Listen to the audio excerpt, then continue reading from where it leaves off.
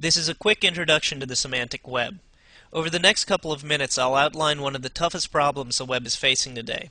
I'll also explain what's being done about it and how it's going to affect you. You don't need to be a web developer or a blogger to understand any of the concepts in this short intro. If you can open a web browser, then you can understand the semantic web. So before going any further, it's important to know what the word semantics actually means. Semantics is related to syntax. In most languages, syntax is how you say something, whereas semantics is the meaning behind what you said. Let's take the phrase "I love technology" as an example. The syntax is all of the letters, words, and punctuation in the sentence. The semantics is what the sentence actually means. In this case, it means that you enjoy learning about and using new technology. Now, if we were to change the sentence using a different symbol for the word love, we have changed the syntax of the sentence. However, note that the semantics of the sentence is still the same. When you write "I heart technology," it still means that you enjoy learning about and using new technology. When we talk about syntax and semantics, what we're really talking about is communication. When you want to communicate with somebody else, you use your voice to do so. The Internet created a standard way for computers to communicate with one another. In other words, it gave a voice to computers so that they may talk to each other and exchange information.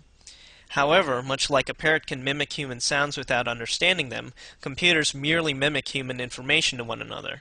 So while the Internet enables computers to talk to one another, it was not designed to teach them what the information actually means. When the web came along, it created a very quick and easy way for us to retrieve and view information. You can think of the web as a huge document storage and retrieval system. When you put a website address into your browser, it sends a request to the website. The request basically states that you would like the document located at the address that you gave it. The website retrieves the document and sends it back to your web browser. This document is written in a language called HTML. The HTML language defines a syntax that computers can understand. It tells the computer how to display the document to you. So the two really neat things that the web did is create a way to get any document on the Internet, and it also created a syntax called HTML that is used to display the document for you. So what's the big deal? We have the Internet that lets us talk to each other. We have the web that lets us store and retrieve any document on the Internet. And we have search engines which can find just about any website that we'd want. The web is already pretty good, so how are we going to make it any better? The answer lies in semantics. Remember, computers today just blindly retrieve and show us information. That's the problem. Computers don't understand the meaning behind the web pages that they're showing us. While they may understand the syntax, the semantics are lost on them. Now, if we could get computers to recognize what's in a web page, they could learn what we're interested in.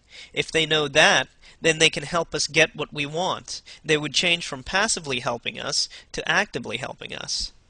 This is really what the semantic web is all about. It helps computers understand the meaning behind a web page. The web of today is about documents, whereas the semantic web is about things. When I say things, I mean anything. People, places, events, music, movies, organizations, and just about any concept that you can think of. The semantic web is not only about pointing these things out to a computer, but also about letting computers know how these things are related to each other.